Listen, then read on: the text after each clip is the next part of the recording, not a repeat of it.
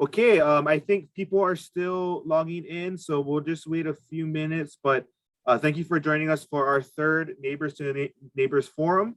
This is the third and final one that we have planned. So let's just wait maybe 30 seconds as folks start to come into the room, and then we'll get started.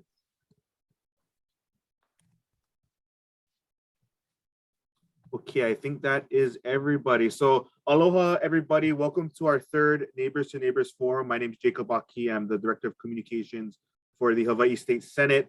And this evening's event was spearheaded and is being hosted by the Office of Senator Bennett Misalucha in collaboration with both the Department of Labor and Industrial Relations and the Department of Human Services. And really the purpose of this forum is to inform and empower advocates, ministry outreach, volunteers, and other individuals on what state agency social services are available to help those in need. Tonight is the final of 3 forums, and we have 4 presentations tonight by the Department of Labor and Industrial Relations. Following the last presentation, we will have a question and answer period. But before we get started and hear the great things that DOIR has to share with us, I do want to introduce Senator Bennett Misalucha of Senate District 16, which covers the area of Aiea, Pro City, and Halawa. Senator? Aloha. Thank you, Jacob. My name is Senator Bennett Misalucha, and as Jacob mentioned, I represent Senate District 16. So welcome to this forum appropriately titled Neighbors Helping Neighbors. So this is a third, as was mentioned, in a series of forums, and it's really designed for the good Samaritans in our midst who are armed with good intentions and yet have had to do research and do due diligence to be able to assist and support someone in need. So I'd like to personally thank Director of Labor and Industrial Relations, Ann Pereira Eustaquio, Caroline Sasaki, an insurance specialist with the internal security section, and she conducts investigations as well as informational presentations on behalf of Unemployment Insurance Division. I also would like to extend a mahalo to Jared Yip, the Program Officer of the Workforce Development Division, who assists in the administration of workforce efforts and programs. The Hawaii Civil Rights Commission, Heather Mcveigh. Heather is a staff attorney and enforces the state's anti-discrimination laws. And last but not least, Giovanni Domingo de la Cruz, the Office of Community Services. He oversees the administration of the state's grant program that assists low-income individuals and families, refugees, and immigrants. So we really look forward to each of their presentations. Now it's time to honor, and it's my honor to introduce Director Ann Pereira Eustaquio. So she came to the state at the height of the pandemic at a very stressful time, to say the least, but she really did a fantastic job. She dealt with an unimaginable backlog of unemployment claims due to the effects of COVID. So I'd like to extend a warm mahalo and a welcome. And I'd like to introduce Ann Eustaquio. Ann, aloha. Good evening. Thank you, Senator Misalucha. We are very honored to be here this evening.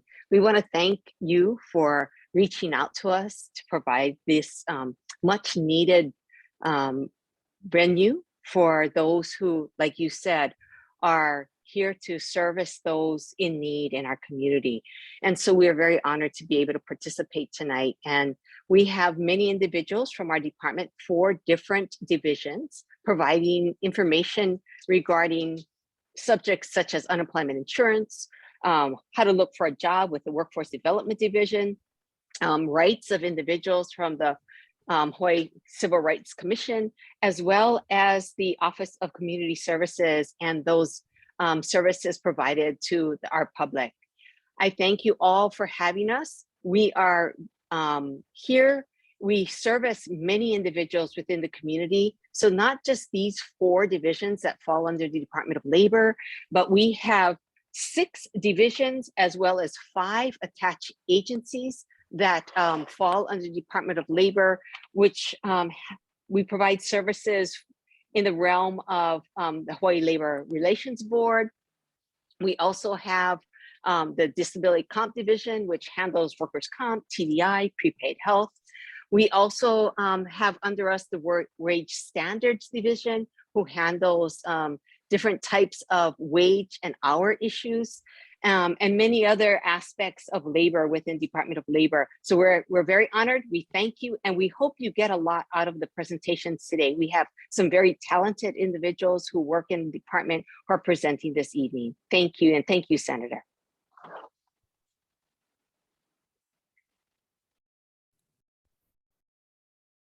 Okay, thank you. Thank you for that, Director. Our next speaker is from DLIR, and it is Caroline Sasaki, who is a unemployment specialist at the department. So Caroline, the floor is yours. I think you have a presentation for us. Good evening. As Jacob mentioned, I do unemployment insurance. And so I'm just going to go over some of the aspects of applying for unemployment and what it entails. So the first slide I have is question, how do I apply for unemployment? So you would do this online. You would go on to the website www.uiclaims.hawaii.gov. We are open Monday through Friday online from 6:30 a.m. to 11 p.m. Oh, sorry, Caroline, I don't mean to interrupt, but were you going to share screen, or did you want me to do that? I have the presentation. Am I not sharing your No, my screen? I don't see we don't see your screen. Okay. Sorry about that. No worries. So where am I? Yes, on the bottom, share screen should be the green arrow button, Caroline. Okay, there's nothing. Okay, you know what? Actually, I have a copy. Let me try to see. Can you see my screen? Yes, we can. Yes, Chair. Yeah, yes, we can see. Okay, so Caroline, if you can see my screen, I will just go through it and then you just tell me when to click. So I know we were on this part right here. I apologize. I cannot see your screen. No worries. The rest of us can see. Yeah. So thank you, Jacob. We can see the screen. Okay, so I'm on slide 2. So the hours that the website is open is Monday through Friday from 6:30 a.m. to 11 p.m. and weekends and holidays from 9 a.m. to 11 p.m. Next slide. So the sorry. Oh no, that's okay. So Jacob, we're So the seeing next how do I slide apply? is be prepared to provide your social security number. You're going to need to put that information in there and all your employment information for the past 18 months. So we would need like your employer's name and address, your dates of employment, the reason for separation, meaning were you laid off due to lack of work? Did you quit or were you discharged? And also your banking information for direct deposit. All our funds or benefits are paid to you through a direct deposit. So you would need your routing number and your account number for that. Oh, Kalamai, can Another people not question see is my how much? Kalamai, can people not see my slides? Getting some chat. Yeah, Jacob, this We- is Chelsea. I think your screen might be frozen. We just see the slide that says, how do I apply? Oh, okay. Oh. Maybe Jared, if you can do that. I don't know what's going on. So I can share for Caroline. So Caroline, I'll share for you and then let me know. I'll follow along.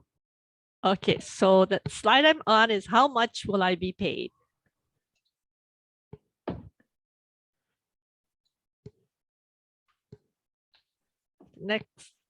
Next slide. So what we look at is your earnings.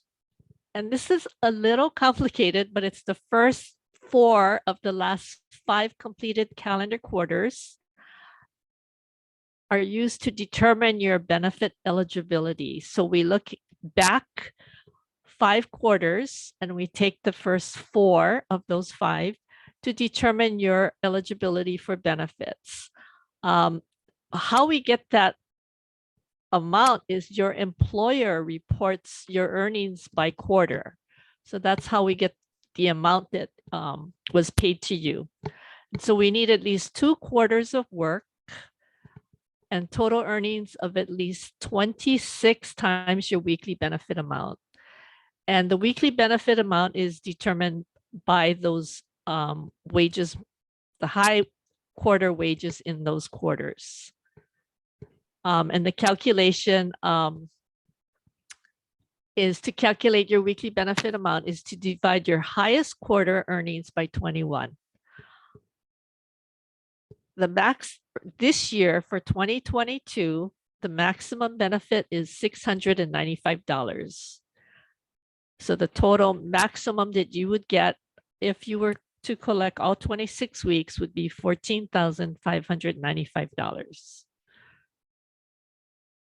And then there's a notice. Once you're eligible monetarily, a notice goes out to you, sent to your address on record, which explains your benefit amount. Make sure that you keep this letter because it's not duplicatable. It's just a one-time notice that's sent out to you. Next slide. The maximum benefit amount payable is 26 weeks of state-funded benefits during your benefit year. So a benefit year is 1 year from the time that you applied for unemployment, but we only pay out for 26 weeks. And so how often will you collect unemployment benefits? So the normal filing period will be weekly for the first 2 weeks, and then bi-weekly or every 2 weeks for the following weeks. For the first week of unemployment benefits is what we call a waiting period week, and no benefits are paid. That does have to be an eligible payable week, but we don't pay that first week. It's the waiting period.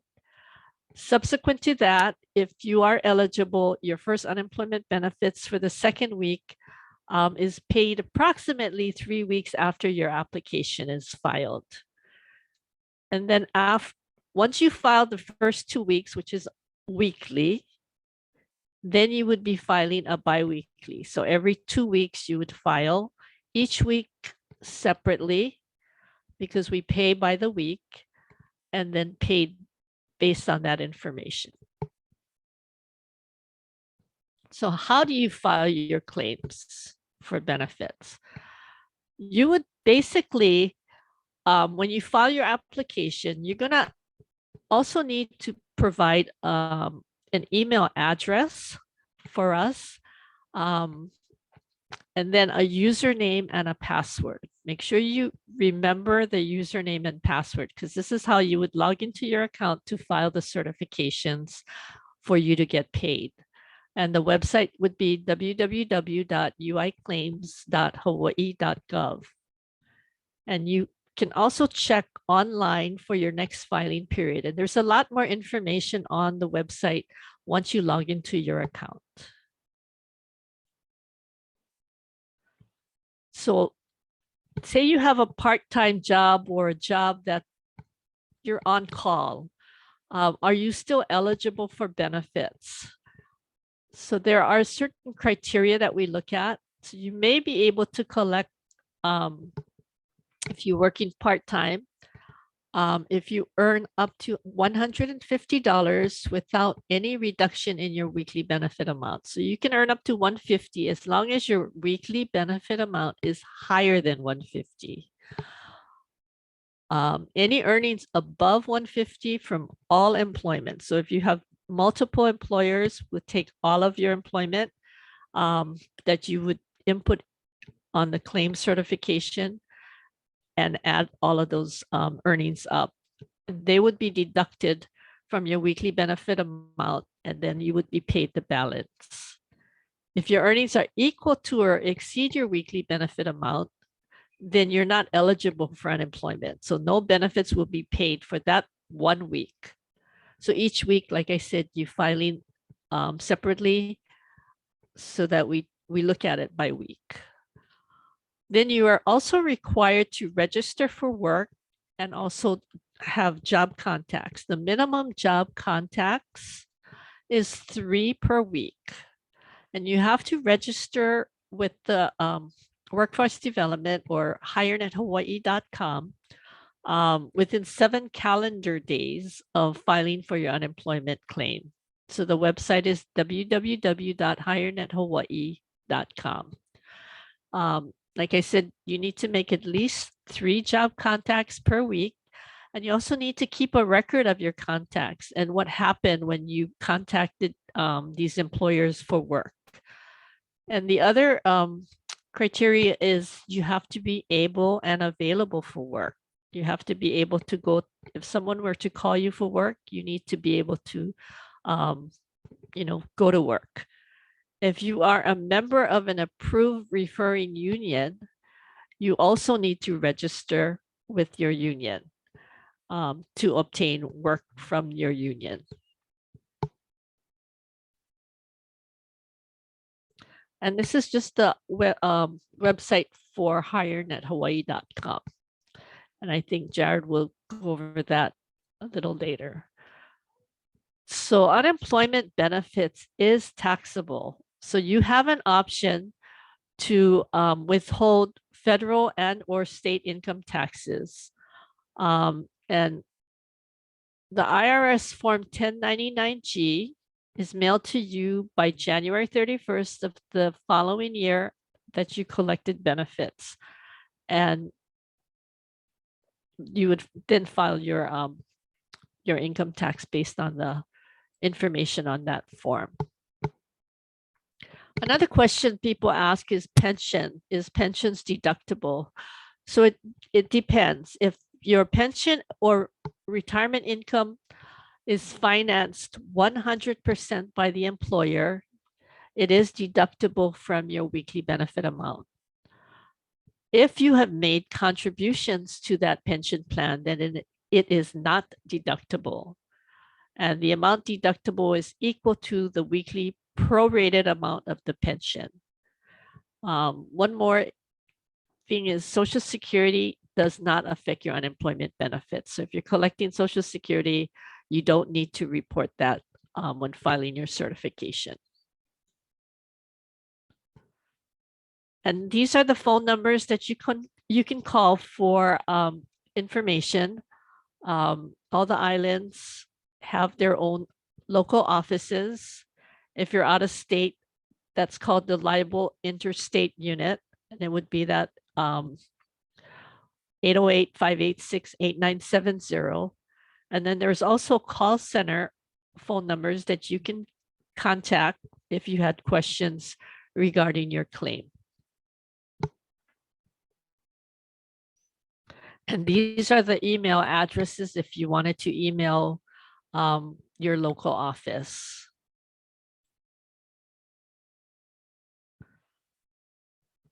You can go to the website hawaii.gov/labor/UI for more information regarding filing for unemployment. Let's see. Okay, so this is the front page of the unemployment insurance website.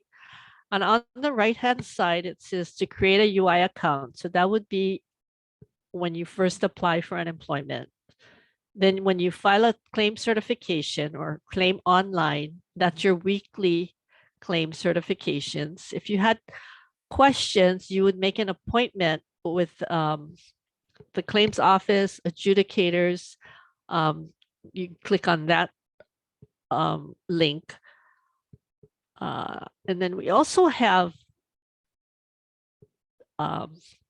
different languages. So the languages on the bottom, the Ilocano, Tagalog, Chuukese, Marshallese, Spanish, Vietnamese, Japanese, Korean, and Chinese. That's information in your language. So you can click on that. The only languages we have that you can place an application on is Tagalog, Japanese, and Chinese. So those are the only, and English, of course, if you wanted to apply in your language. And thank you very much. That concludes my presentation. Okay, thank you, Caroline, for that presentation. You know, I think unemployment insurance is, you know, one of those questions that we here at the legislature have gotten a lot of calls for over the past few years due to COVID. So, you know, I think this resource is much needed, you know, and will be very helpful to those in our community, and especially to those service providers who are helping our most vulnerable population. So I wanted to thank you for that. Up next, we have our next speaker from DOIR, and it's going to be Jarrett Yip, who is a program officer, and he's going to be talking to us tonight about workforce development. So Jarrett, the floor is yours. Thank you, Jacob. Okay, let's see.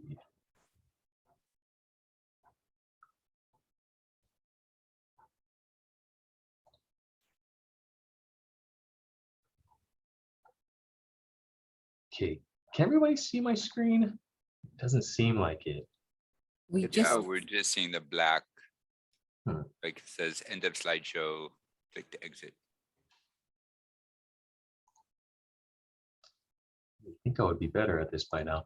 So good evening, everyone. My name is Jared. Oh, there we go. Okay, perfect. And I'm the workforce development program officer here for DLIR.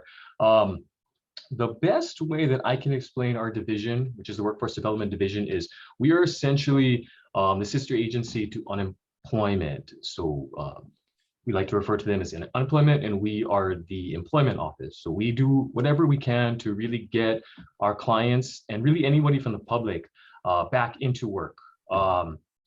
Whether it's like career counseling, helping individuals from the community, you know, increase their resume or boost their resume, whether they need assistance with getting ready for an interview, those types of things, that is what we do. One of the, I guess, best parts of our agency is that should you qualify for benefits, we are able to pay for training. So if you are looking to switch careers and you fall into one of our eligibility categories, we will pay for short-term training programs such as certified nursing assistant, those types of things. We've sent a lot of people through commercial driver's license type training. You know, you name it, we have the training that you may be interested in and that you may be eligible for. But kind of rather than talk about it, I have a short video clip that I can kind of show you that'll highlight the different services that we provide. Hopefully, you'll be able to hear.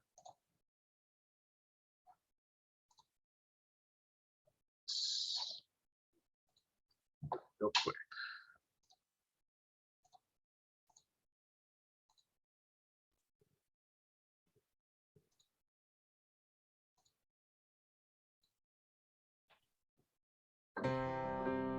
I was a stay-at-home mom for 20 years. In July of 2013, I finally left my marriage of 20 years. I had only 2 suitcases and my 3 kids. I decided to go back to Leeward Community College in Waianae.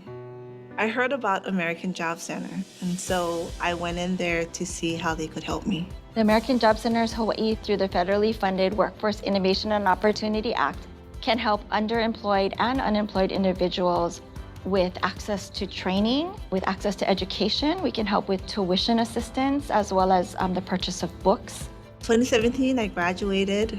I acquired my electrical engineering degree. The agency actually really helped me to complete my resume and to get it onto HireNet Hawaii. HireNet Hawaii not only helps individuals search for jobs, but also provides a resource for unemployment, financial services, and for information on workplace training. So today, I work for an electrical contractor. My family and I were doing wonderful. The various programs funded through the federal government are making a positive impact in Hawaii through the American Job Centers located in each of the 4 counties. In high school, I was often bullied. So I had dropped out in 10th grade. I was homeless. My family was low income. Through a partnership with the American Job Center Hawaii and the Goodwill Industries of Hawaii's Olikahana program, I was able to earn my competency-based diploma and go through workforce training. They had taught me life skills. I didn't know how to write checks, how to find employment, whether it be resumes, and I didn't have much self-confidence. He came in as a work experience student.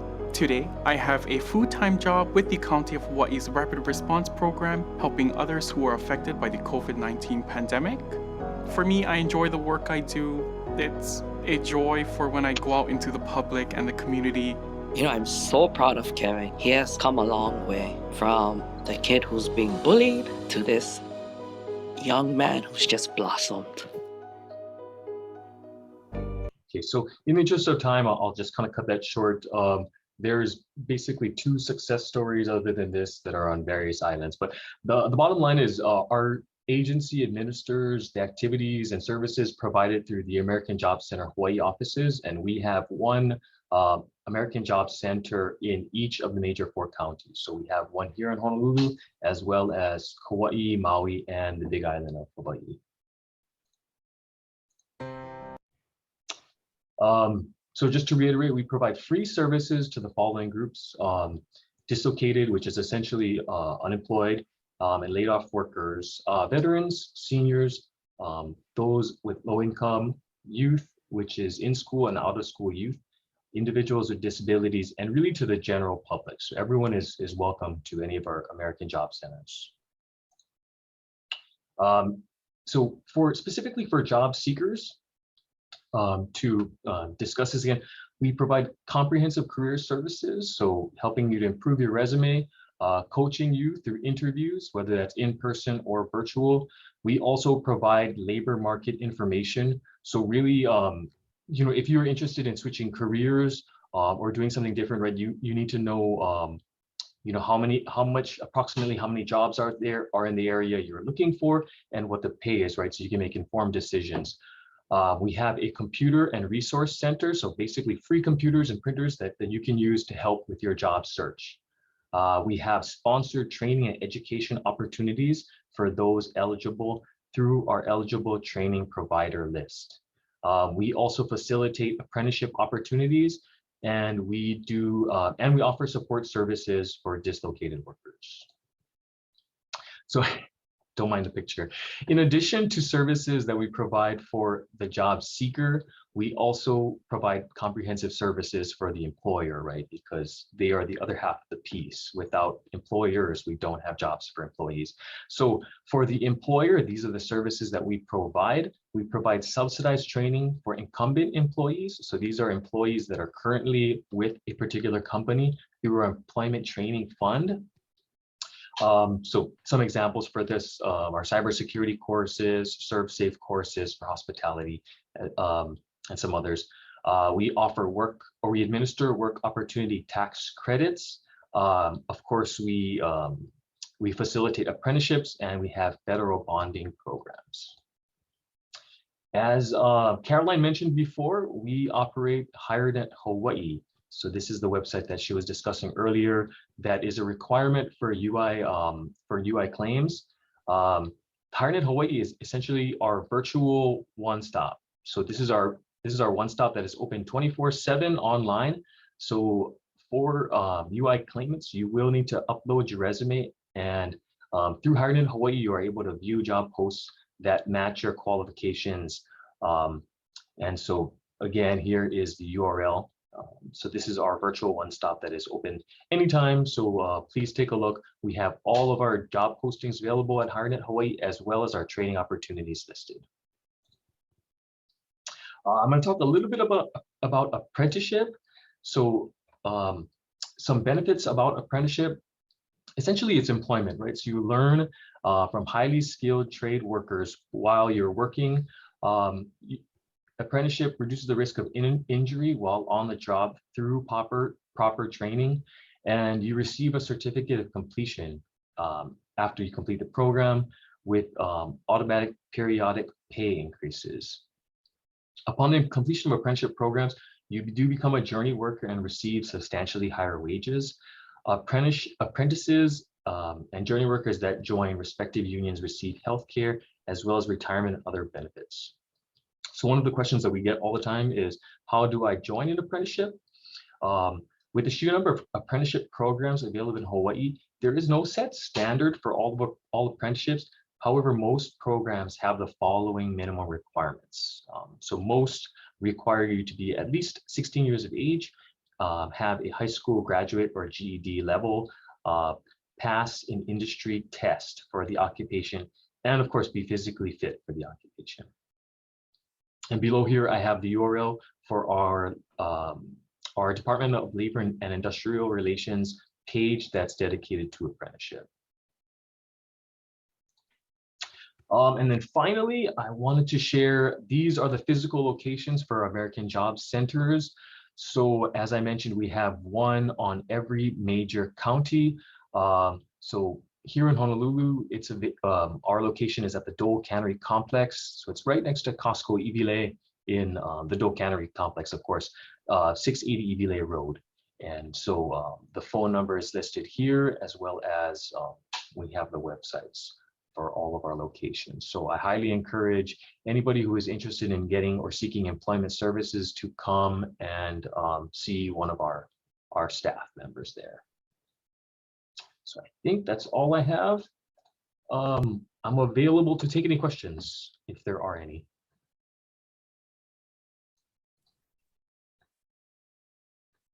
Okay, any questions? All right, actually, you know what? We'll do the questions at the end, Jared. Okay. We are gonna have some question and answer at the end, so we'll have some time for that. Up next is Heather Mcveigh, and she's with the Hawaii Civil Rights Commission. As an enforcement attorney, she will address the state's anti-discrimination laws. So Heather.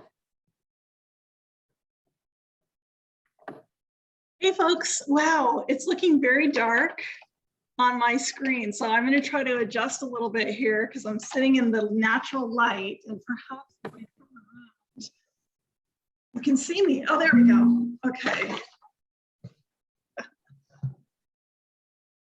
Well, I do have a PowerPoint that I'm going to entrust the professionals to handle. Let's see if it works. All right. Can you guys see that? I can see it. Yes. Okay, Yes, perfect. looks Yes, we good. can. Perfect. Yes. All right, better. Fantastic. Everybody see that? Yes. Okay, perfect.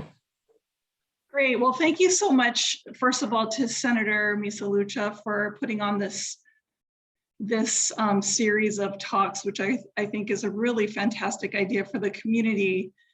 And I also just want to share an aloha and thank you to my brothers and sisters at the DLIR for the hard work that they've been doing, in particular unemployment, which, you know, we had the honor of helping out a little bit during the unemployment crisis. And I got an insight to the work that they do, and it was just really incredible to see how they pulled it all together. So just want to extend a kudos on behalf of the commission to everyone for that. So I am Heather Mcveigh. I'm a staff attorney at the Hawaii Civil Rights Commission. I am going to start with a little roadmap of what I'd like to talk about.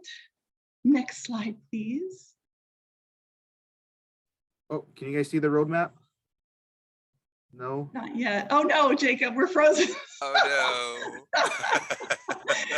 Frozen on the first one. Okay. What now? Okay, Okay, is it perhaps. still on the first page? Yes, yes, sir. it is. So I do have mine Oh, there pulled we up. I go. can No, try to it's share moved mine. forward. We're now at the roadmap. Oh, great. Okay, thank you. Great. Okay. So I'm going to kind of fly through these slides pretty quickly. So I'm giving an overview here. What I'm going to touch upon is the mission of the Hawaii Civil Rights Commission, give a little bit of historical context. I'm going to talk about our jurisdiction. Okay, now it's gone back to the front screen to Hawaii Civil Rights Commission. Okay, there we go. I think, can you guys see mission statement now? No, Not we're yet. at Hawaii Civil Rights Commission. Maybe there's a Now little lag. Yes, I think so. So now we see the pointer over the mission statement. Now we're at the mission statement. Okay, great. So it's pretty simple, but I think important. It's to eliminate discrimination by protecting civil rights. I'm going to pull mine up here too. And promoting diversity through enforcement of anti-discrimination laws and education. Kind of speaks for itself. Okay, now we've moved on to Martin Luther King. Thank you, perfect. I'm here with you, Heather. Okay, great, thank you. I know you're like my my photo interpreter. Okay. So I think when most of us think about civil rights, you know, we might see this image of, you know, the Reverend Dr. Martin Luther King Jr. And in fact, Dr. King did have really strong ties to Hawaii. And in 1959, he addressed the Hawaii State Legislature when it opened. I'll use that term. And he praised Hawaii for its diversity. He had strong ties with Reverend Abraham Kahikina Akaka, which was Hawaii's first commissioner for civil rights and the older brother of Senator Daniel Akaka. In 1964, Reverend Akaka and Dr. King became close when Dr. King attended a Civil Rights Week symposium at the UH. And in 1965, Dr. King and other civil rights leaders wore lei on their third march from Selma to Montgomery, and the lei were sent from Reverend Akaka to Dr. King as a sign of solidarity. So we do kind of have a special connection to Dr. King in Hawaii. Next slide, please. Okay, yes, we've caught up. Okay. This is kind of fun. It's so much teamwork going on. So hopefully some people are familiar with the Civil Rights Act of 1964, which is a landmark civil rights labor law in the United States that outlaws discrimination on the basis of race, color, religion, sex, and national origin. It also prohibits unequal application of voter registration requirements and racial segregation in schools, employment, and public accommodations. And then the Fair Housing Act came along in 1968, which prohibited discrimination concerning the sale, rental, and financing of housing based on race, religion, national origin, or sex. It was intended as a follow-up to the Civil Rights Act of 1964, and the bill was subject to a contentious debate in the Senate, but it was passed quickly by the House of Representatives in the days after the assassination of Dr. King. Next slide, please. Yes, we see the Hawaiian sugar plantations. So this is not a very happy slide to show, but this just represents, you know, some of the historical racism that Hawaii has experienced, and you know, it's kind of speaks for itself. Next slide, please. Okay, it's moved Here's forward. Some additional examples of historic racism in Hawaii, which, you know, kind of blows our mind now, but to think that this was something that people would have seen in the newspaper and thought of as a normal thing to see back then. And you know, it doesn't escape us that times are changing and hopefully always getting better, but not always. So we are lucky to be lucky to have a state agency that is tasked with civil rights law enforcement in the first place. Next slide, please. Here we have some more historical context in Hawaii.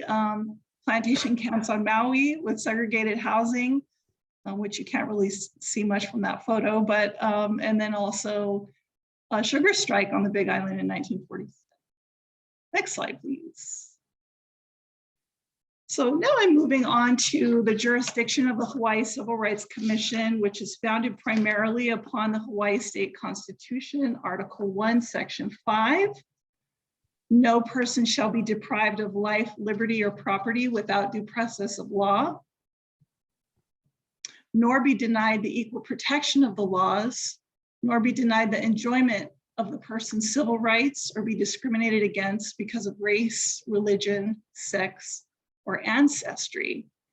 And we define discrimination as being treated differently because you belong to a protected category. And we're going to talk about a lot of those. Next slide, please. Okay. So the Hawaii Civil Rights Commission was organized in 1990 and opened in 1991. And we have jurisdiction over laws. We enforce state laws and regulations prohibiting discrimination in these 4 areas: public accommodations, employment, real estate transactions, and state-funded services. Next, please.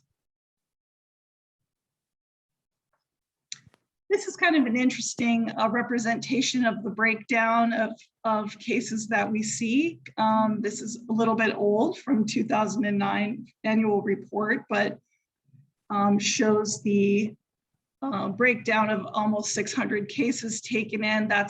Those are resulting in actual cases that are after having approximately 2,500 inquiries by in combination of telephone and walk-in inquiries in the fiscal year ending in 2019.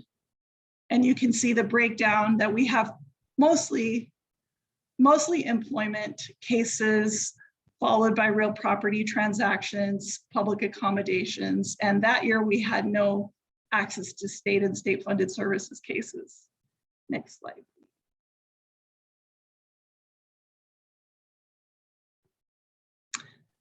So here is the long list of suspect classes and protected classes when you're talking about discrimination in the realm of employment.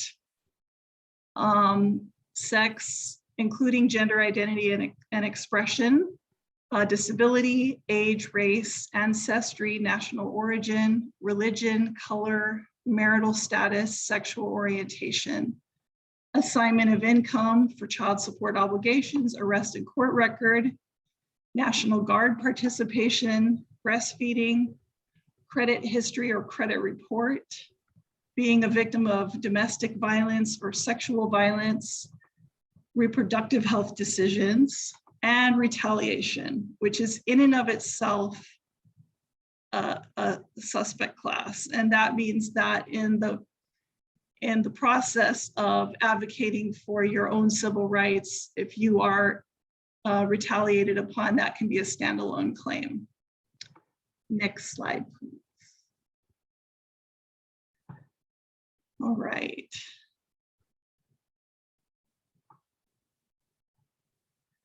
So this slide is the federal categories for employment law. Only 8 protected categories under federal employment law. And next slide, please.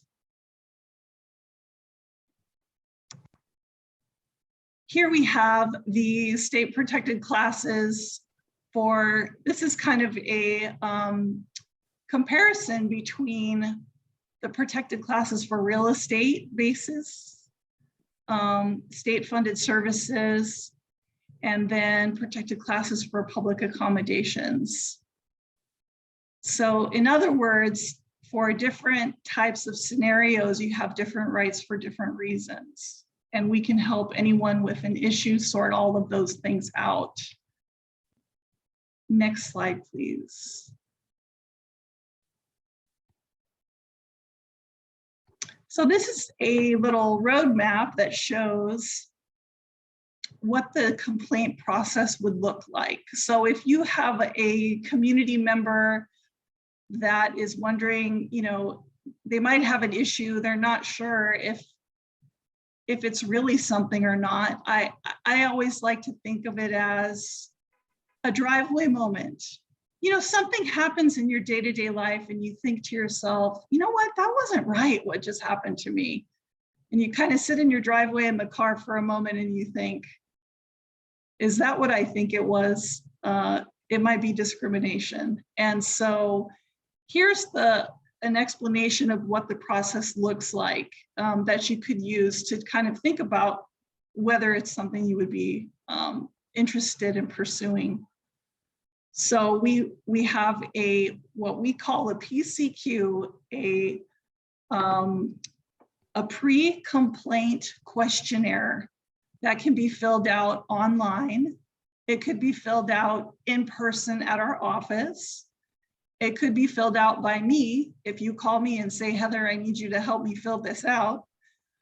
And we have also done it in person and wrote it for the person in person at the office. So whichever way we need to communicate with someone and hear their story about what they've been through and try to sort out what kind of issues they might be looking at. So someone would submit that document to us.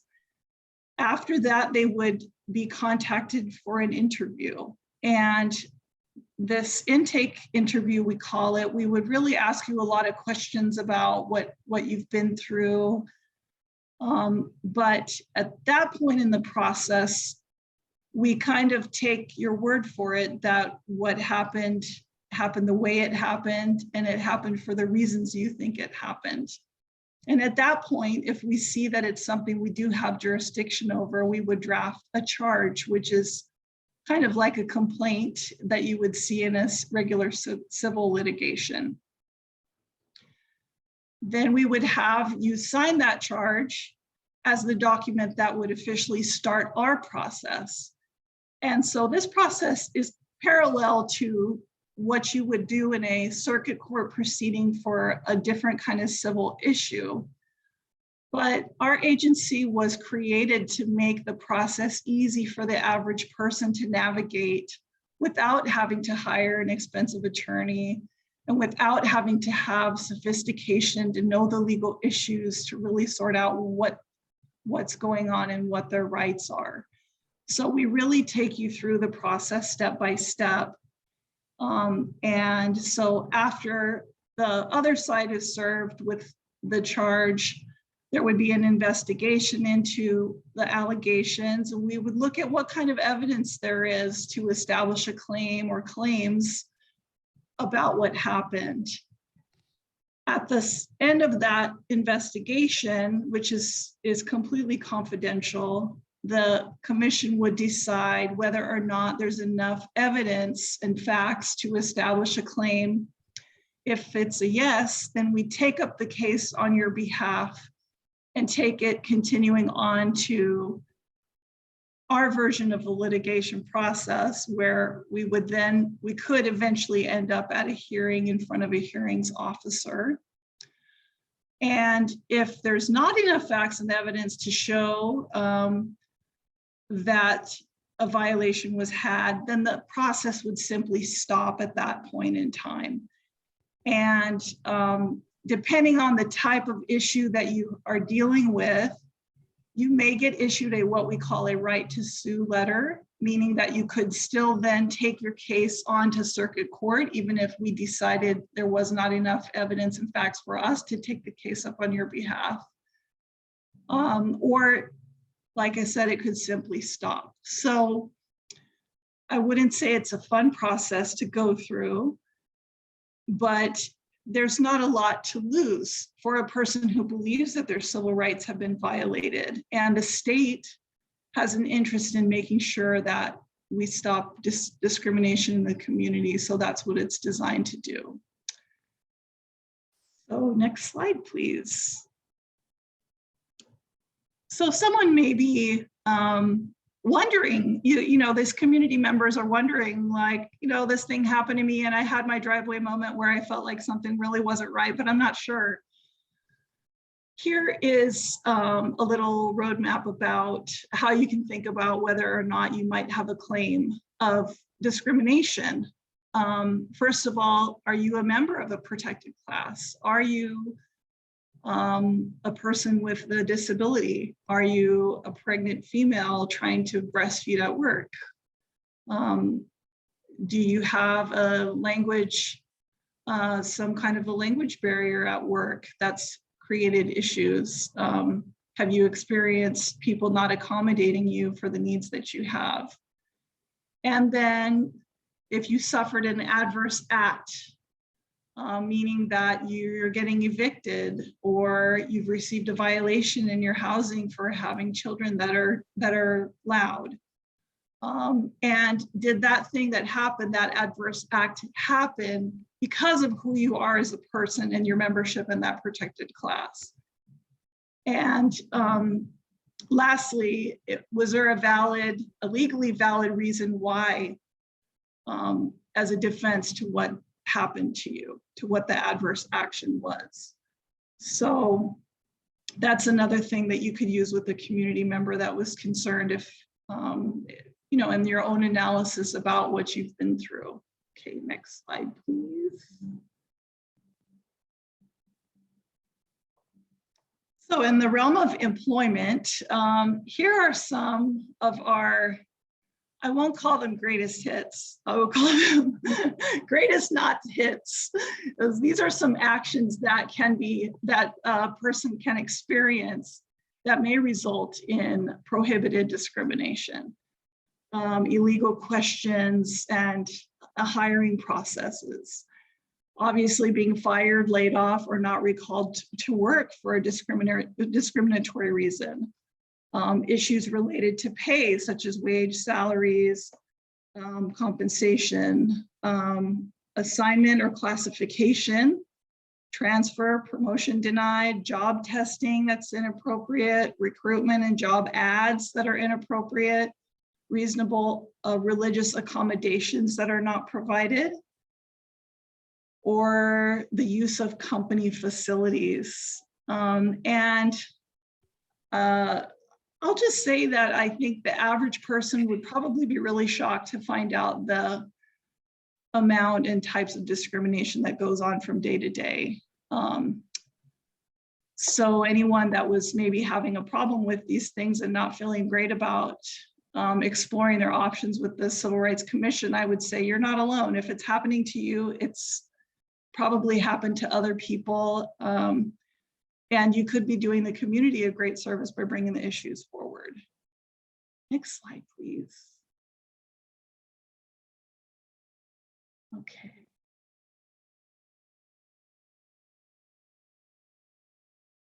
Oh my goodness. So here are some additional employment practices which may result in prohibited discrimination. And like I said, the majority of the cases that we have are dealing with employment. So again, we see all of these. A lot of harassment, different types of harassment, leave issues, actions taken because of stereotypes or assumptions of your protected category. Next slide, please. Okay, so in the realm of housing, housing is a very challenging topic. And you know, if you're being discriminated at work, at least you can go home and get a break from it. But if you're having these serious issues in your housing, it's a very different kind of thing. So the kinds of discrimination we see in housing cases are denial of housing because of a person's potential, because of a person's race, religion, sexual orientation. We see unequal treatment in potential residents' application process, including abuse of criminal background checks, also because of race, sex, age, etc. A resident manager enforcing house rules unequally because one household has minor children or a person with a disability, or a real estate agent that refers clients exclusively to agents of their same ethnicity, even though there is no language issue or other valid reason. Next slide. So here are some examples of public accommodation discrimination, such as a restaurant refusing to serve you because of your race, sexual orientation, etc. You protest when a health club refuses to let someone in because of their ancestry and you are also told to leave. A bus driver refuses to service you because you are traveling with a service animal. These are all examples of discrimination that's not allowed in our city. Next slide, please. So why would we do this, you ask? Why, Heather, why would I subject myself to, first of all, meeting with you, and it's, Heather, you've obviously had too much coffee today and you want me to come in and fill out this questionnaire about these traumatic things I've been through and go through this process. Well, I've already mentioned that if these things are happening to you, they may have happened to someone else also. So first of all, I think my best sales point to our community members, who are people that are actually seemingly less likely to complain about anything, is that you could be helping your community by stopping that discrimination to happen to other people. But in addition to that, you could receive actual damages for something that cost you, for example, when you had to pay higher rent, when you couldn't get the place you wanted because you were discriminated against. You could get back pay for the job that you were wrongfully terminated from. You can get compensatory damages for emotional distress when you were forced to get rid of your service animal. Punitive damages, which is to punish someone who's a really bad wrongdoer.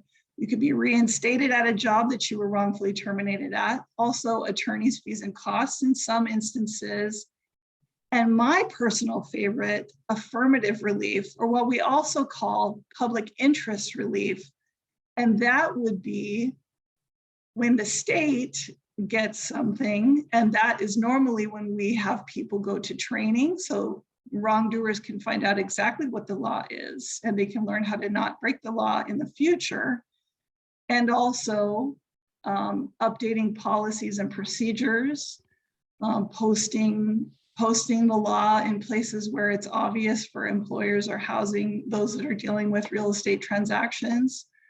So we do see a lot of good in the community. And one thing that I haven't mentioned is that in our process, we do have an in-house mediation program. So for a lot of cases, it's a very successful program where before we even get to the investigation, our in-house mediator, who is separated from the rest of us, has a program where she will speak to both sides and try to mediate the case. And this is, by the way, 100% free of charge to anyone at all times. So fantastic if you have a legal issue to go in and get expert help from an agency and not have to pay a penny for it. So that's really wonderful. And I really do see that the affirmative relief items really do make a difference. And it does happen that there are people that are discriminating and they really have no idea that they are. They don't know what the laws are and they haven't been trained, or they don't have the information that they might need to be a landlord, for example, and what it means to help accommodate someone with a disability. So that's really a wonderful outcome if we can get to that point. So last slide, please. So here's my contact information. I would just encourage anyone that's wondering if they might have an issue to just give us a call. And we're very open and friendly, and we've heard everything under the sun. And if you're having an issue, probably somebody else has had a similar issue or the same issue, and we know how to handle it. So when in doubt, just reach out and we will take a look at what's going on and see if we can help. So thanks again so much for having me. This has been kind of a little whirlwind, but I hope that I've given you all a good little snapshot of what we do at the Civil Rights Commission. And again, we're so happy to have a Civil Rights Commission. So thank you. Thank you. And yes, sorry for that whirlwind of a presentation. You know, I'm still here at the Capitol, so I'm not sure if it's the Wi-Fi. So thank you everyone for bearing with us. I do see that Senator Misalucha has a question. So Senator. Thank you, Heather, for such a wonderful presentation. Okay, so I wanted to ask this question in the context of what we're trying to achieve here. So we have advocates, Good Samaritans who are advocating on behalf of someone in the community who may not necessarily have the inclination nor the voice to complain. So considering our culture, considering how many of our cultures are probably in, how do you call that? You're shy about or making waves. So what would be your advice to the advocates so that then when they see or hear something, what would be some things that you would suggest they do? Well, I would say that we have had it happen in the past that we had someone who was not an attorney act as a representative for someone else with their consent. So for example, if an individual came in or called us and said, you know, I have a friend that's having this problem and they've given me permission to talk to you about it, you know, that we would be able to speak with them and kind of give them an idea if what they're looking at, you know, really is something that we have jurisdiction over and something that we can help with. And absolutely, if someone has any kind of language access needs, we, just like all of my other brothers and sisters at DLIR, we have language access resources absolutely for free, no questions asked. And we would insist on having, you know, language services provided for anyone that needed it in whatever format was appropriate for them. So, and also if anyone has like a mobility issue and they needed accommodation in that sense, and we would accommodate them as well, and our office is accessible. But I would just let them know that it's, first of all, no cost, and you know, it doesn't hurt to just call and talk about it and see, you know, what an initial look at the issue might be like. And we would allow someone to speak on someone else's behalf, even if they weren't, you know, their legal representative, or for example, someone with a, you know, some other kind of a legal relationship that allows them to speak on someone's behalf. We would allow that at the intake portion and to help them at least, you know, take a look and see if what's going on is something we can help with. So that's a great question, because I know that nowadays, you know, not everyone has a smartphone. Not everyone has Wi-Fi, not everyone has a printer, not everyone has a scanner. And, you know, it costs a lot of money to go to Kinko's and to print something out, fill something out, scan it in, all of that. So that's why we do everything we can at intake to really try to make the process as user-friendly as possible for folks that you know, are having issues. Because frankly, Senator, if you're having civil rights issues to begin with, you're upset, you're not having a good day, that's for sure. And so anything we can do to make that process less horrifying, we're gonna do.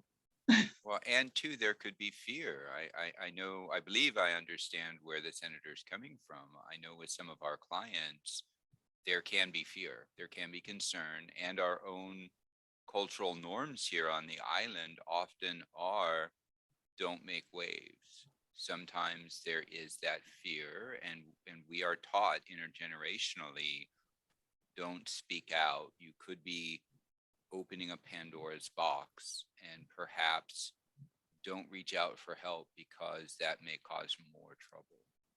And so that's where some of us that are willing to take on that role of advocacy to find out for those folks we're trying to help may we speak out and find out what those resources are so that this person who is vulnerable, who is in need, perhaps we can reach out to you to find out, do they have a case so that they are not endangering what's already a precarious situation for themselves, so they can't Absolutely.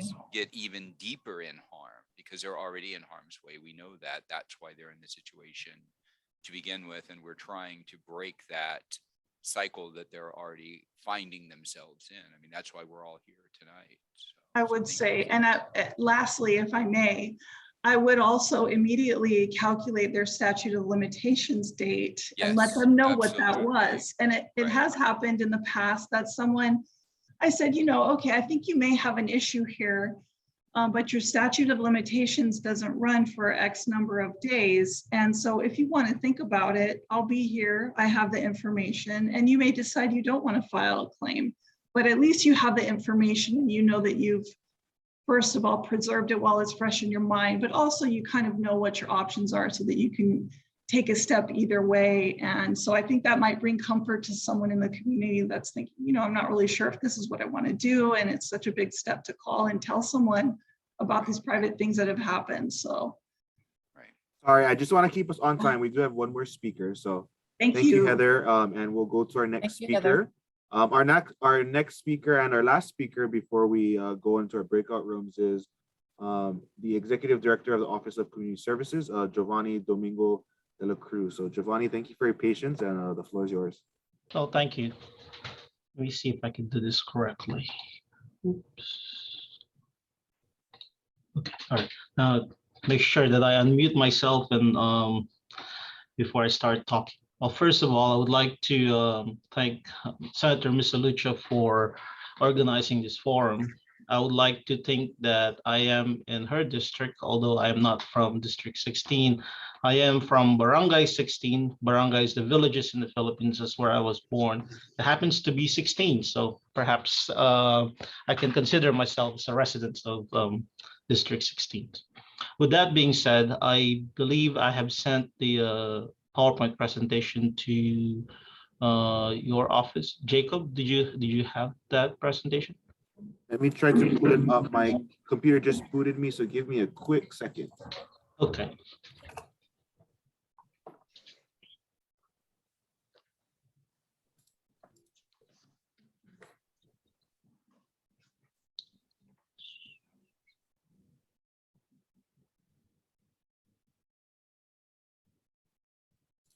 You know what? It is not letting me pull up. Do you have it on your end? Are you able to screen share?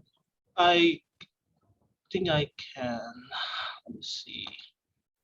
Okay, there you go. Does everyone see the screen? Yes, sir, we can. Okay, thank you so much for confirming. It is the very first time I tried screen sharing here. Excellent. So I learned something tonight. Okay, so the Office of Community Services was created by the legislature in 1985. It was created by consolidating 4 offices, namely the Progressive Neighborhoods Program, the Hawaii Office of Economic Opportunity, the Refugee Resettlement Program, and the State Immigrant Services Center. The mission of the office, which here on I would refer it as OCS, the mission of OCS is to eliminate the causes and conditions of poverty for economically disadvantaged persons, immigrants, and refugees. So these are the 3 constituents or clients that we serve in the office. The way we do it is by facilitating and enhancing the development, delivery, and coordination of effective programs for these persons and communities, which will then enable them to achieve and maintain greater economic self-sufficiency and integration into Hawaii society. So tonight I will be discussing the different programs that we have in our office. We have both state-funded and federally funded programs for this communities that I've mentioned. Let me begin by talking about the state-funded programs. Our office is one of the several state agencies that administer the state's grant in aid program in accordance with Chapter 42F of the Hawaii Revised Statutes. The Hawaii State Legislature award grants into two categories to the nonprofit organizations. The Capital Improvement Project, called CIPs, to construct and or repair buildings and other facilities. And the other one is the operating grants, which is to support programs for this for the nonprofit organizations. The process, the application process is within the legislature. Our office receives the list of the grantees, and we administer the contracting and making sure that the grantees follow the contract between the state and the nonprofit organization. The second state-funded programs that we have is similar to the workforce development program. We have the employment service programs intended to help low-income individuals, low-income individuals here in Hawaii, and immigrants. This program is for people having difficulty finding and or keeping a job. So this program helps people focus on career goals and learn such skills as job search, writing resumes, financial literacy, self-motivation, interview skills, time management, and also provide vocational training. The program also provide tuition assistance to vocational training. Some of the popular trainings that clients subscribe to is the Certified Nursing Assistants, or CNAs. They also have the CDL, the Certified Driver's License, and other vocational training program. The program also provide client assistance, such as to help them pay for their books, for their uniforms, or vocational training materials. And these are income eligibility driven. So to be eligible for the employment service programs, one must be at or below the 185% of the federal poverty level for Hawaii. And I've written down what it is in dollar number for a single person, two-person household, two-person household, and so on and so forth. Before I go on further, I would like to remind the group, or inform the group, I should say, that the office does not provide the direct service. We contract with nonprofit organizations that provide these services. So on the next slide, for the employment service program, these are our service providers. We have, it's a statewide program. However, we do not have one in Hawaii. We used to have one, but because of COVID, we weren't able to sustain the service provider at Kauai County.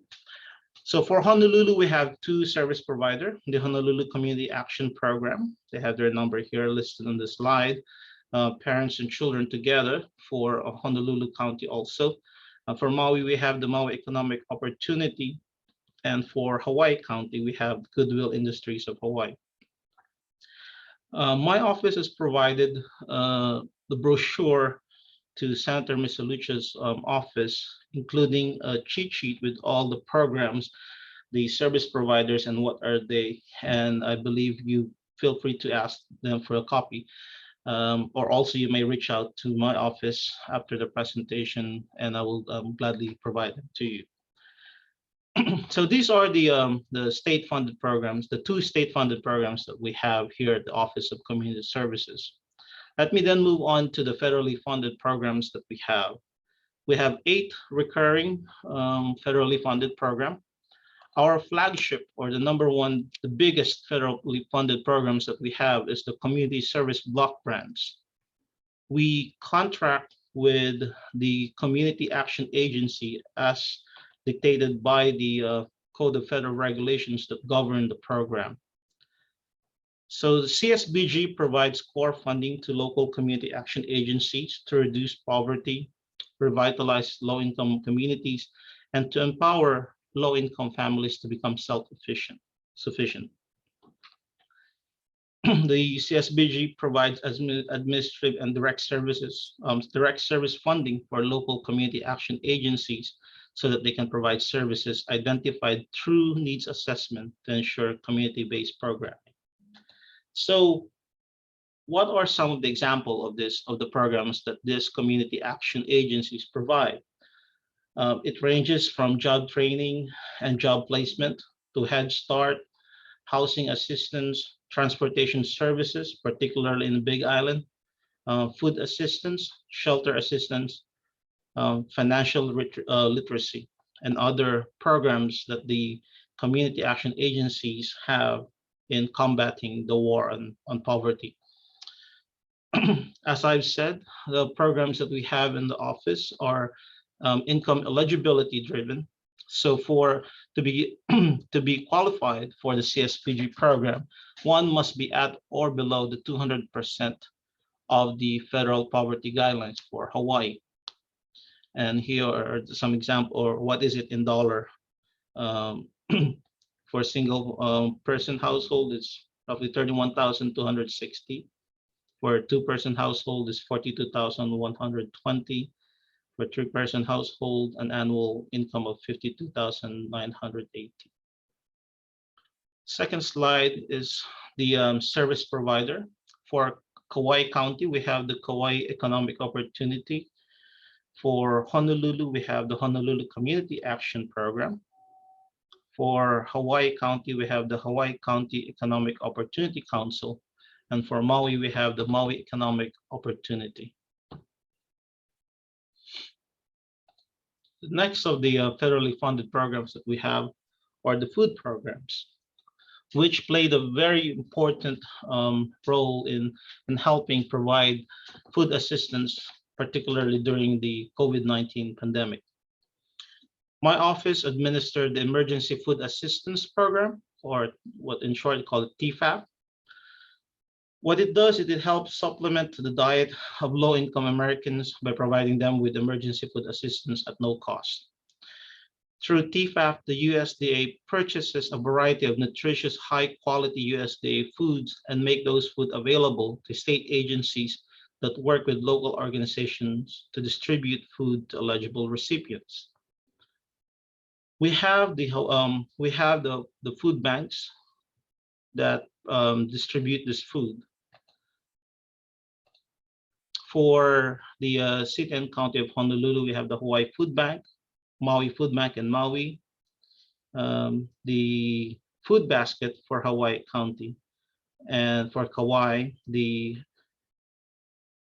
Hawaii Food Bank branch, Kauai branch provides services. So I understand that we might have religious organization in the group. What happened is that this religious organizations or other nonprofit groups could become an ERA, an eligible recipient agencies. So what happens is that you contact Hawaii Food Bank and says you would like to be a distribution site. You just have to go and turn in the application and have the memorandum of agreement between Hawaii Food Bank and your organizations, and then you can be a distribution site for this for food.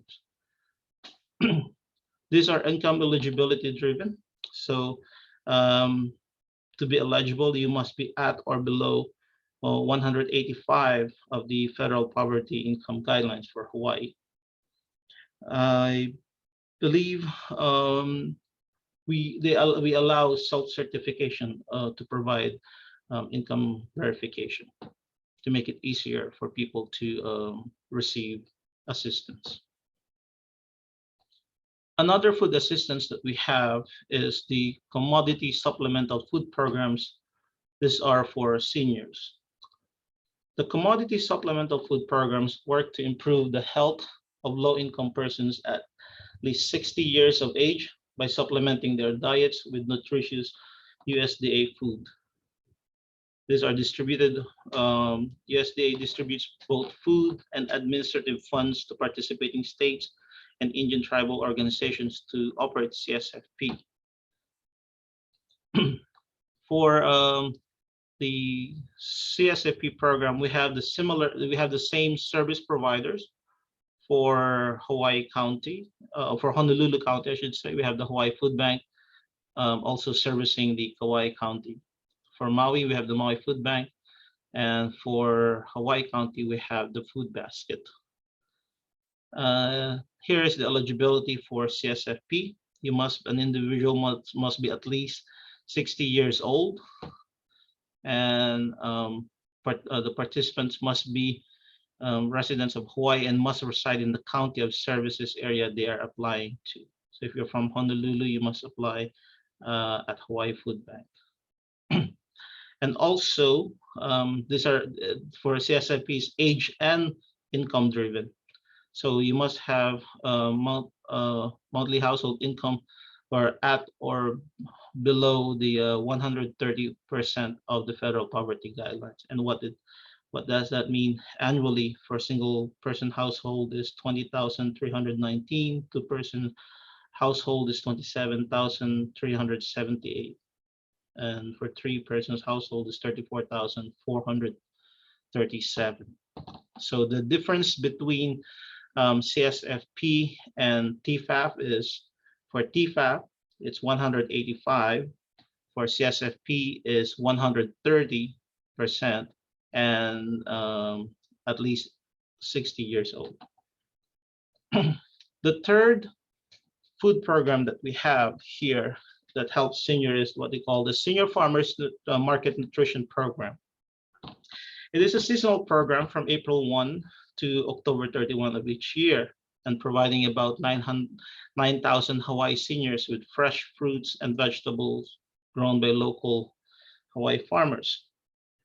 Each senior receives a coupon book for $50 worth of produce available from participating farmers at farmers market on Maui, Oahu, Kauai, and the Big Island. So the eligibility for Senior Farmers Market Nutrition Program, it must be individuals who are at least 60 years old and has a maximum household income of 185 or below of the US federal poverty guideline. We have the same service provider for the same as for Hawaii. For Honolulu, we have Hawaii Food Bank, who's also servicing Kauai County. For Maui, we have the Maui Economic Opportunity, and for Hawaii County, we have the Hawaii County Economic Opportunity Council as the service provider. So those are the three federally funded food programs that we have here at OCS. Let me then move on to the Weather Assistance Program, another federally funded program intended to help low-income families. So the U.S. Department of Energy's Weatherization Assistance Program, or what we call WAP, reduces heating and cooling costs for low-income families, particularly for the elderly, people with disabilities, and children, by improving the energy efficiency of their homes while ensuring their health and safety. So what are those weather assistance measures that we install? Let me give you an example. What are they? So it could help them, the grant could help them pay for the installation of a solar water heaters, hybrid heat pumps, energy efficient refrigerator, or air conditioner replacements, CFL bulbs or LEDs, advanced power strips, low flow faucet aerators, and shower heads. The WAP is supplemented by the Low Income Home Energy Assistance Program, or LIHEAP. The Hawaii Department of Human Services applies for the LIHEAP Utility Assistance Program, and they have 10% of that funding provides for the LIHEAP weather assistance program. So my office used the WAP my office used LIHEAP to supplement this WAP program. So LIHEAP is similar to WAP, that it provides weather assistance program to low-income families. So eligibility for this program. To be eligible, a potential participant must be within the 200% of the federal poverty guidelines. I know there's a lot of numbers to memorize to what you will be eligible for. So like what I said earlier, I have shared a so-called cheat sheet of the programs that we have in the office, and I will be please contact the office of Senator Ms. Lucia or my office, and we could gladly provide them to you or direct you to the service provider. So this is the income eligibility, similar to the CSBG. Our service provider for the WAP and LIHEAP program is similar to the CSBG service provider. It's a statewide program. We have the Honolulu Community Action Program for Honolulu. We have the Kauai Economic Opportunity for Kauai, Hawaii County Economic Opportunity Council for the Big Island, and Maui Economic Opportunity for Maui. So another federal programs that we have, second to number 7 now, seventh federally funded programs that we have, is the legal advocacy for children and their families. The program is intended to protect children who have been harmed or threatened with harm by their families. OCS, in cooperation with the State of Hawaii Department of Human Services, provides legal advocacy services to children less than 18 years of age and their families or caregivers who have or are currently experiencing any family dysfunction whose resolution will support and promote family reunification, safety, especially for the children, and overall self-sufficiency. The eligibility for this is children less than 18 years of age and their families or caregiver living in Hawaii who are either eligible and qualify for the Hawaii Department of Human Services TANF or the TAONF program, or whose income is at or below 200% of the federal poverty guidelines for Hawaii. And here you have the what it is in dollar for single person household, 2-person household, or 3-person household. The service provider for this program is the State of Hawaii Department of Human Services or the Legal Aid Society of Hawaii. And here's their number. The last program that we have, federally funded program that we have here in the office, is the Refugee Resettlement Assistance Program, or from the ORR office, the Office of Refugee and Resettlement. The Refugee Resettlement Program intends to provide refugee programs and services to achieve successful refugee resettlement and attain economic self-sufficiency. The program eligibility for the, we have 2 types of programs under the ORR program. We have the refugee cash assistance. This is for newly arrived refugees during their first year in the United States. They qualify for refugee cash assistance. For Hawaii, it's $450 a month for an individual. And also the second one is the refugee social services. It helps them for case management up to their 60 months or 5 years residing in the United States. The service provider for the Refugee Cash Assistance Program, it is administered under we have a memorandum of agreement with the Department of Human Services for the Cash Assistance Program. For the Refugee Social Services, we contracted with Child and Family Services. The state, one of my de facto, as the executive director of the Office of Community Services, one of the de facto or hat that I wear is the State Refugee Coordinator for the state of Hawaii. The placement, I would like to inform the group that the placement of refugees in individual states is a federal jurisdiction. So the U.S. Department of State, under the Bureau of Population, Refugee, and Migration, determines the allocation of refugees per state. And my office tasked to service them or provide service and assistance if ever a refugee is placed or assigned to be resettled here in Hawaii. We also service what they call individuals who are eligible under the refugee program. I call the refugees with the big refugees, and the refugees with a small r, which are the asylees, the victims of human trafficking, and parolees. So these are the eight federally funded programs that we have here in the Office of Community Services to help our low-income individuals, immigrants, and refugees. Again, the programs that we serve in this office are income eligibility driven in terms of their eligibility or status, whether you are immigrant or refugees. And with that, I thank you and be ready for any questions that you might have.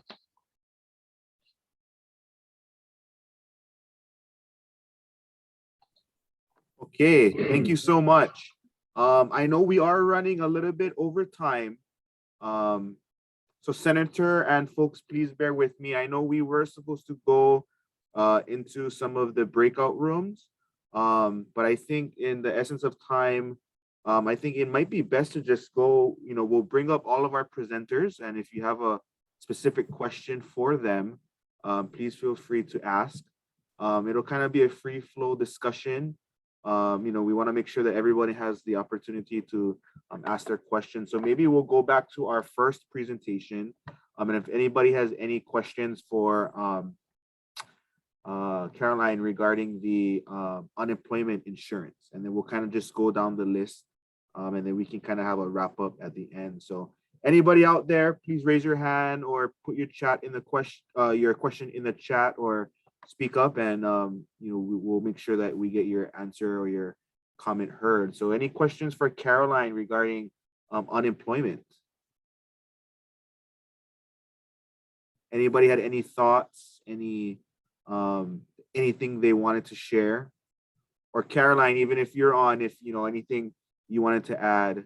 I know this was a really big issue, right? Particularly in the early days of the pandemic, and something that I think many of our service providers here, had to deal with in helping their folks. But anybody have any thoughts on that? Questions? Jacob, this is Anne. If I could interject a little bit. Sure. I want to first of all thank Caroline, but I also wanted to mention that on the Department of Labor website, Carolyn talked about the benefit calculator and how we determine how much benefits individuals receive. Individuals can actually go onto our website, hawaiiunemploymentinfo.com, and there is an actual benefit calculator on that site. You would click on the benefit calculator and it would give an estimate of what your benefits would be if you were to receive benefits through the unemployment insurance office. And that benefit calculator is something we see many individuals using to help them through the process. Another couple of things is on that same website, we have our appointment scheduling system. It's right on top, on the top of that form, and you'll see to make an appointment for a telephone appointment. We have telephone appointments Mondays and Tuesdays of every week. And we also have now in-person services Wednesday, Thursday, and Friday of every week. And this is statewide, not just on Oahu.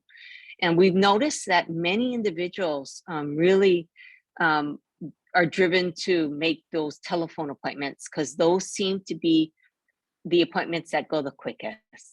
We had virtual appointments in the beginning of the pandemic, but most individuals really prefer to have telephone appointments. We don't see many individuals coming in person anymore. We opened as of December 1st for in-person services, but the services we're providing in person are very minimal. We receive much more telephone appointments, so we might have to expand those services in the near future. But I just wanted to bring a couple of those things to the forefront. Also, for all of our divisions, our labor.hawaii.gov is our website address. If you go to that home page, you can drop down on the menu box and it'll provide you with all of our different divisions and attached agencies.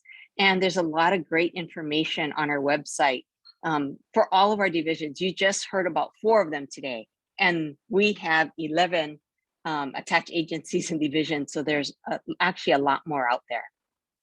Thank you. I believe there is a question from Senator regarding residency of the our program. I would like to address that. So to address Senator question, how do you define a resident of Hawaii? So we define residency as someone who legally entered the United States or the state of Hawaii. They are eligible for services regardless of time that they've been in Hawaii. The only time that it matters is for the Refugee Assistance Program, because these are time sensitive. For the Cash Assistance Program, it's the first 12 months of their arrival, from the date of arrival, their stamp date, or when they receive the legal status to be called or to be considered refugee, whether asylee, human trafficking, parolees, entrants. The idea is to help them stabilize their resettlement, make their resettlement successful for the first 12 months. Now, for the refugee social services, which has a variety of programs which to help the refugee make the resettlement successful, which could include get them into job. There's a job placement component to that. There is a what you call this, they help if it's a family, it help them their children enroll to schools, get their health screening done. So these are the component of social services, and they're eligible to be serviced for 5 years, 60 months. The idea is to contrary to others, the idea is to make them not a burden of society, to help them. The intention of our programs is to make them not become reliant to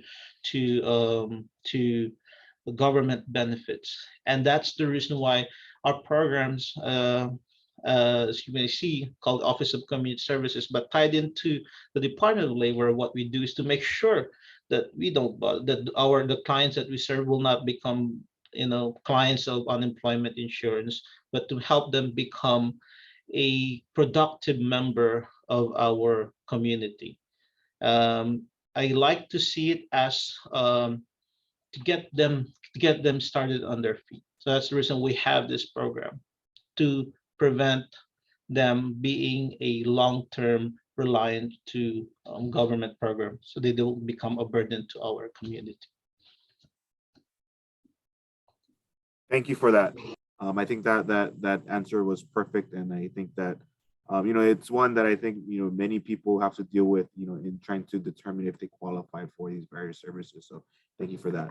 We'll go on to Jarrett now. So Jarrett did highlight a lot of the workforce development work that's being done at DLIR. So open it up. Is there any questions or anything for Jarrett? Or Jarrett, was there anything else you wanted to share with the group? Just want to extend my thanks to everyone who coordinated this. I want to echo the sentiments of our director regarding our website. So we've recently, collectively as a department, have been bolstering our website. So and thanks, Jacob, for including our URL. So we encourage everyone to visit labor.hawaii.gov and all of our agencies. have been updating our information regularly on our website, so we can take a look at all of the programs that we have within our division. And we have a bunch of exciting new initiatives, including the HICAN initiative, where we are working with a nonprofit to create a new portal that job seekers can post their resumes, and it will use basic artificial intelligence, AI, to match with job postings that would be appropriate for the job seeker. So you can upload your resume, and it will kind of comb through your resume looking for keywords.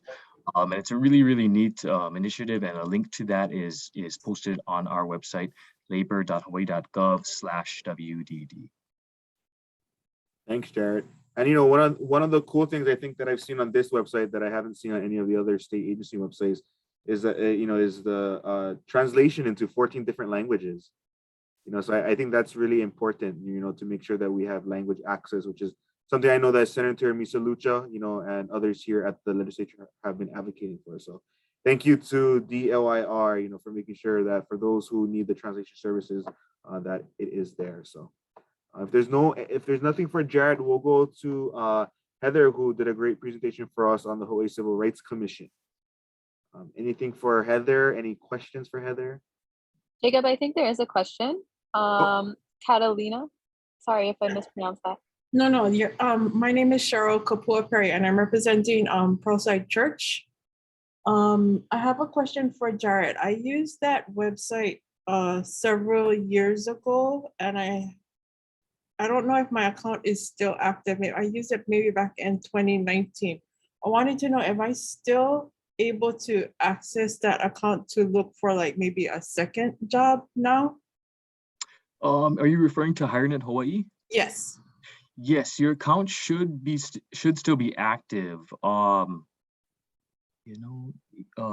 would recommend trying to log back in. Mm-hmm. And if you're having issues, just like any other website, you can try and retrieve your password or reset Mm-hmm. your password. Mm-hmm. If you do have issues, you know what? I'll message you in the chat or I'll just put in the chat my email. Okay. And I can assist you with that, but it should be still active. And I just can update my current information, and then I can still access the information from there. Yes, you should be able to. And if you have any issues, feel free to email me, and I or one of our staff can help you. Perfect. Thank you. Thank you. Also, Catalina, as Jared had mentioned earlier, the department has a brand new program that we're going to be implementing. Right now, it's just in a soft launch, but it's the HICAN program. And that program is run with AI. So it'll help you move forward with your career search in different ways than the HireNet Hawaii works for you. So that's another avenue you could use to help you look for jobs. Perfect. Thank you. Thank you. Okay, back to Heather. Heather, any questions for Heather? Or if not, Heather, do you have any final comments you have for the group? I guess I would just say that I hope none of you ever need me or the commission, but if you do, when in doubt, check it out. And, it's our job to stop discrimination in the community, and it's going to take all of us. So Heather, I do, and this will probably be a conversation I look forward to having with you offline. But be that as it may, and I have to caveat that I can give you information, but I can't give you legal advice at this forum. So we have to keep it general. I do know that, and I do walk a fine line myself. I have epilepsy, and so I am one of those folks, and I'm grateful for the service that you provide. So I have epilepsy, and I do travel with a service dog. His class is a medical alert dog. And so what he does, he was professionally trained for 2 years to bark and alert me prior to my seizures. And it's wonderful. It's an amazing service. I've had him for 6 years now. And so what we do, those of us with working dogs, those for the blind and for the mobility impaired, we welcome folks that have therapy dogs, emotional support dogs, but we do live in a different class. And we know that we enjoy benefits that they do not. We are protected by ADA. And I understand that they do benefit in a different way. And so I'm not one that I want to file suits left and right, but I do have those driveway moments where I think, what should I do? But often I pull back and don't, because I know, I understand that the ADA is there for many purposes, but I also know many people on this planet don't understand what it means to have a service dog 24 hours a day. And to live with the disability and navigate the world with the disability. If I may, there are actually some really great resources, because we call it, the umbrella term is assistance animals, but in that, under that, we have service animals, which is usually a dog, but it could also not always, right? It could also so that's be a where horse. I'm wondering, Because maybe we can talk offline and figure out where we go from some people are allergic to dogs, right? So sometimes it's a horse, but there's service dogs and then everything else. And there's a really fantastic 1 or 2 page flyer on our website as well that talks about that. And so, yeah, thank you for sharing, you know, your struggle with that. And there's different laws and different protections when you're talking about having an assistance animal in your housing versus using an assistance animal in public accommodations and in travel and all of that. So there's good information about that. I actually do not face many obstacles that many of my peers do, because often they have much larger dogs. I'm blessed in that my dog is actually an Australian Silky Terrier. He's only 12 pounds. So I can navigate much more easily than folks with German Shepherds, because literally all my dog does is he smells the change to my breath before my seizure. So it's much easier. I really do live a much easier life in many ways. But at the same time, I am on heightened alert because his function is different. So anyway, we can talk offline, but I reckon that you do have resources that I'm unaware of. So, but thank you for the service that you provide. Absolutely. It's wonderful. So, and thank you. And what's your dog's name? Keikoa. Keikoa. Kudos to Keikoa. I say that, you know, all dogs are assistance animals, but you know, most of them are pro bono. Oh yes, I know, but he's, you know, he works 24 hours a day and he's caught every single seizure in the 6 years I've had him. So he's Oh man, what a blessing! Fantastic. Well, nice Heather, to meet you. there's one question in the chat from Carol. Are statute of limitations different for each particular type of discrimination? Yes, kind of. So it depends on the issue. So, and it depends on if you're bringing a claim with the state. For example, in housing, we have 180 days. But we also have the housing and urban development. So with them, you can have, I believe it's 300 days or 365 days to file a claim. So if you're wondering about a particular issue, give us a call and we can calculate that for you. But also with employment, it's a similar scenario where if you're filing with the state, it's less time than if it's with the EEOC, which is the federal counterpart for the employment claims. So just give us a call if you're wondering. We can double check on that for you, triple check. Thanks. Any last questions for Heather? Great flyers on our website, so go and take a look. It's actually kind of fun. I might be biased, but I do think it's kind of interesting stuff to know and to help your neighbors with. And Heather's incredible. She's extremely welcoming. She was one of those individuals during the pandemic who volunteered from our labor team to help the unemployed. And she worked endless hours for endless months helping the community with unemployment insurance, which is not her specialty, but she did all she possibly could. So she's very easy to work with. It's because our director kept bringing cookies and donuts every week. Okay, let's not mention that. That's the key. That's the key. Okay, and then our last speaker is Giovanni from the Office of Community Services. So any questions for Giovanni? Or Giovanni, do you have any last words or any last information for our group?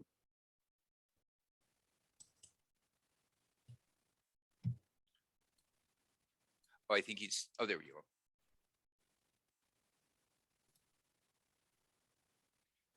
Oh, sir, I think you're still on mute. Sorry, Giovanni. Yeah, There you go. There you are. There you are. Unmute there. There's, as if, I guess the computer is even smarter than me. It says, unmute yourself. Okay, so the question from Carol was what, for seniors over 60, what is included as income? I believe Social Security benefits is considered as part of it, income. Okay, thank you for that.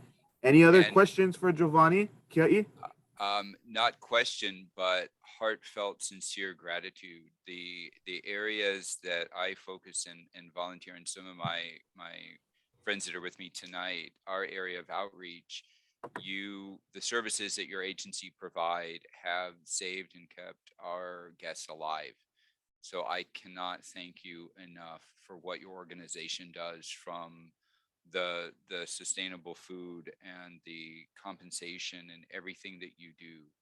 Your agency, just everything you do. Thank you, sir, for the tireless hours and everything you do. Thank you.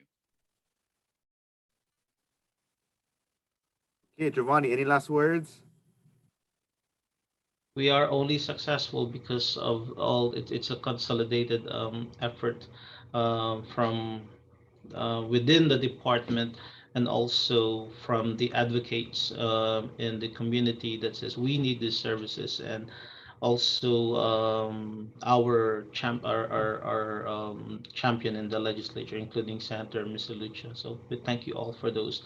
You make our job not easier, but at least doable. Thank you. Well, and something we had talked about last week, it is such a pleasure and a delight to be able to put names and faces and to gather together as people and see who it is that makes this entire thing happen. Because all of us, all of you are working so hard and countless hours doing this. And for those of us interacting with the people that are in the greatest need, to see you and to meet with you and to interact with you, thank you. Thank you on behalf of everyone that's here, but most importantly, for those people that are in the greatest need, that are in danger, I would like to thank you. We would like to thank you for all of your hard work and those tireless hours you're putting in. Thank you. Okay, thanks, guys. Before we end, I do want to hand it back over to our host, and really the one who led the charge on putting these forums on over the past 3 weeks, Senator Misa Lucha. So, Senator, any closing words, any closing thoughts you have for us here? Well, I learned so much tonight, Jacob, and my heart is warmed. So mahalo to our presenters from the Department of Labor and Industrial Relations for their excellent work and the pertinent information that they had shared tonight. So I have 2 quick takeaways from the forum. So I feel so much aloha that we have in our community. I'm just impressed by many of you who shared the joy of service that you feel. So mahalo for all your help that you expand in our community. So let's continue to harness this positive energy for the good of our beloved district. So the second takeaway, and this is really something that I felt I was in awe of, and that is our state workers, the people who presented, as well as the last 2 other forums, how they care so much for the constituencies that they serve. I've been impressed by their dedication, the quality of their work, and a lot of the times these forums were after hours, but we didn't hear any complaint, but nothing but positive vibes. And of course, it starts with leadership with Anne and Director Betts as well. So for those who were able to participate, those of you who attended the 3 forums, please feel free to provide us feedback. We would love to hear from you whether these events were worth attending, and especially if you have areas for improvement. So quick mahalos to Jacob and Chelsea from the Senate Communications Office for their help throughout these events. Mahalo again to Director Eustachio and her team. And last but not least, to Bernie Kaalim, Richard Mizuzawa of our office. Mahalo again to everyone who made this a resounding success. Back to you, Jacob. And thank you, Senator. Without you, we wouldn't be here. And thank you for inviting us and letting us join in this. Thank you. Thank you so very much. Okay, guys. Well, it's been almost 2 hours here, going on almost 2 hours. So thank you again. Thank you to everybody who joined us over the past 3 weeks. I think for myself as well, learned a lot, from DHS to DLIR and just all of the different programs that are out there for our community members. These meetings have been recorded and will be posted on our Hawaii Senate Hawaii Senate YouTube page, where you can always go back and see what was shared over the past few weeks. But I'm sure we'll have many more of these in the future. So thank you again for joining us tonight. Thank you, Senator. Thank you to Director Ann, for being such a great director for the department. And tomorrow is the last day of the legislative session. So all of us here are kind of, yay, we're trying Congratulations. to, get through one last day, but we'll see you folks soon. And we'll also be making sure that you folks get copies of these presentations. So. And Jacob, thank you for making everything work. I don't know how you did it, but you made it work. I tried. We tried. So. Thank you, everyone. Thank you so much. Aloha. Aloha. Good night. Aloha. I hope I can see you guys.